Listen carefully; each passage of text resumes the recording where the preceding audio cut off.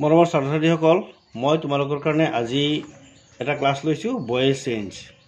যিকোনো টেন্সৰ হোক, past tense বা ফিউচাৰ টেন্স, ভয়েস চেঞ্জ এতিয়া যিকোনো টেন্সৰে হোক ভয়েস চেঞ্জ মানে কন্টিনিউয়াছত, প্ৰেজেন্ট কন্টিনিউয়াছ হ'ব পাৰে, পাষ্ট কন্টিনিউয়াছ হ'ব পাৰে।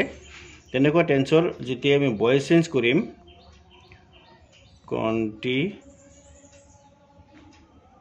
কন্টিনিউয়াছ, এতিয়া পাষ্টটো হ'ব পাৰে বা প্ৰেজেন্টও হ'ব পাৰে।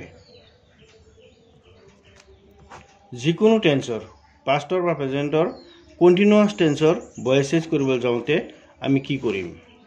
ইয়াত এটা স্পেশাল ৰুল আছে, খুব ইজি, অলপ চিন্তা কৰিলে আমি ভালকে শিকি যাম। ধৰি ললো মই লিখিলোঁ যে ৰাজু was, এইটো পাষ্ট টেন্সৰ পাষ্ট কন্টিনিউয়াছ লিখিলোঁ, Raju was reading a book। Raju was reading a book, ইয়াত কি সোমাই আছে? বি ভাৰ্বটো লাগিবই, কাৰণ যেতিয়া কন্টিনিউয়াছ টেন্স হৈ গ'ল বি ভাৰ্ব লাগিব। কিন্তু ভয়েস মানে পেসিভ ভয়েস কৰিলেও বি ভাৰ্বটো লাগে, কিন্তু ইয়াত মেইন ভাৰ্বৰ লগত যেহেতু আইএনজি আছে, এইটো ভাৰ্বৰ ফোৰ্থ ৰূপ, মানে 4 নম্বৰ ৰূপ। এতিয়া অবজেক্টটো হ'ল এ বুক, এইটো হ'ল সাবজেক্ট ৰাজু। ইয়াত আমি কি কৰিব লাগে? বিইং শব্দটো ইউজ কৰিব লাগে। সেইটো এটা স্পেশাল ওয়ার্ড হ'ল বিইং। এই শব্দটো আমি এই যেটো বি ভার্ব ইয়াত লগ মানে আমি পাই গলো এক্টিভ ভয়েসত আমি যেটো বি ভার্ব পাইছো, সেই বি ভাৰ্বটোৰ পিছে পিছে আমি বিইং শব্দটো ইউজ কৰিম। ইয়াৰ ৰুলটো হ'ল মানে এনেকুৱা যে অবজেক্টটো আমি সাবজেক্ট বনাই লিখিম, তাৰ পিছত was being লিখি, ইয়াত was যেহেতু আছে, বিইংটো wasৰ পিছে পিছে লগাই কি কৰিম? যেটো মেইন ভাৰ্ব আছে ৰিডটোৰ পাষ্ট পাৰ্টিসিপল ৰিডেই হ'ব। আমি যেটো মেইন ভাৰ্ব থাকে আৰু 4 নম্বৰ ৰূপত থাকে, হেতুক আমি 3 নম্বৰ ৰূপত লৈ আহিব লাগিব। হেতু হৈ যাব 3 নম্বৰ ৰূপত লৈ অহাৰ লগে লগে এটো হৈ যাব past participle. Present past past participle 4 number ৰূপত হয় প্ৰেজেন্ট পাৰ্টিসিপল, আৰু 5 নম্বৰ ৰূপত হয় হেতু third person singular number present টেন্সৰ ভার্ব। এতিয়া এটুক আমি পেসিভ ভয়েসত এনেকে লিখিম, পিভিত লিখিম a book was being read by Raju। এইটো passive voice, a book was being read by Raju।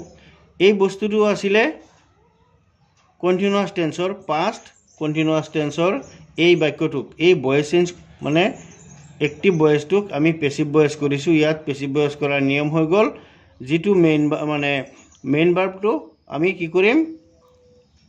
Past পাৰ্টিসিপলৰ ফৰ্মত লিখিম, আৰু যেটো বি ভাৰ্ব মানে সেন্টেন্সটোত এক্টিভ ভয়েসত আগৰ পৰাই থাকিব, সেই বি ভাৰ্বটোৰ পিছে পিছে লগে আমি বিইং নামৰ এটা নতুন শব্দ ইয়াত লগাই দিম, আৰু বাকি নিয়ম একেবাৰে ইজি, আগৰ পুৰণা নিয়মটোই হ'ব।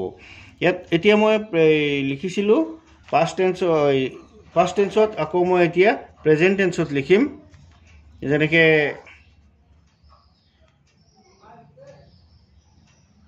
Ram is doing the work। Ram is doing the work, ইয়াত আমি কিছু কথা লিখি ৰাখিব পাৰো এক্সটেনশন হিচাপে। Ram is doing the work in the garden, in the field, in the room। ইয়াত আছিলে Ram is doing the work, ৰামে কামটো কৰি আছে। এটো প্ৰেজেন্ট কন্টিনিউয়াছ টেন্সৰ এক্টিভ ভয়েসত লিখা বাক্য। যেতিয়া আমি এই বাক্যটোক পেসিভ ভয়েস কৰিম তেতিয়া হৈ যাব, ইয়াৰ অবজেক্টটো আছিলে the work, সাবজেক্ট ৰাজু, আৰু মেইন ভাৰ্বটো হ'ল ডু।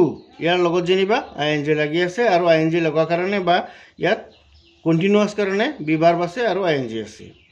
এতিয়া এটুক আমি যেতিয়া পেসিভ কৰিম, পিভি কৰিম, তেতিয়া হৈ যাব কি? the work is being being done. Do asile main verb doing. Doing or logot ami eti ki korilu mane doing tuk ami passive koribol jaote is being done. Done hoi gol. Done or pisot is being done by Ram asile Ram likhi dilu. Bas hoi gol. The work is being done by Ram. Eneke মানে এতিয়া এই মই মাত্ৰ দুটা sentence হে এটা past tense or এটা present tense or মই দি তোমালোকক বুজাবলৈ যত্ন কৰিছো বাকি জিমানবোৰ লাগিলে 1000 সেন্টেন্স হে হোক নিয়ম কিন্তু হেতুই গতিকে তোমালোকে এই বস্তুটো শিকিবলৈ যাওঁতে অলপমান মনোযোগ দিলে আৰু দুটা বাক্য প্ৰেক্টিস কৰিলে আৰামছে শিকি যাবা এতিয়া মই আৰু এটা বাক্য লিখিম Sita was dancing. Sita was dancing to dance kora to eta heri hoi jay etu beleg baru writing likhilu Sita was writing a letter.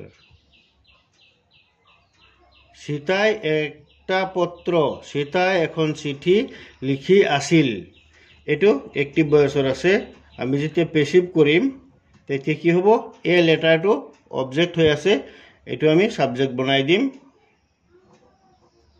A letter was being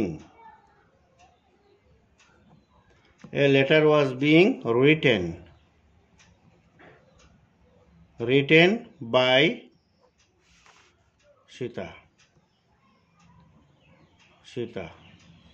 এতিয়া এই সেন্টেন্সটো আমি কি কৰিলু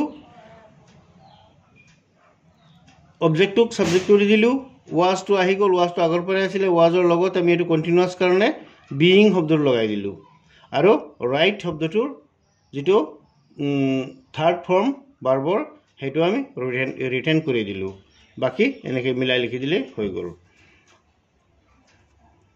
একটিভ ভয়েসত আৰু এটা সেন্টেন্স মই লিখিম বুলি ভাবিছো এনেকে they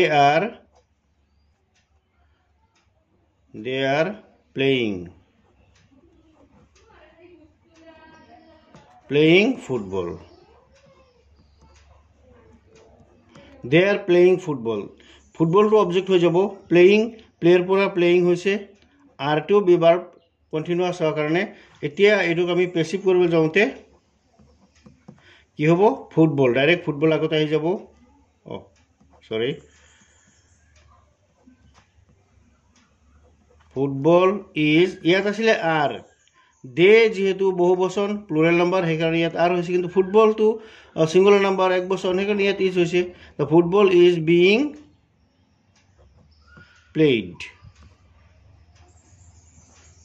by them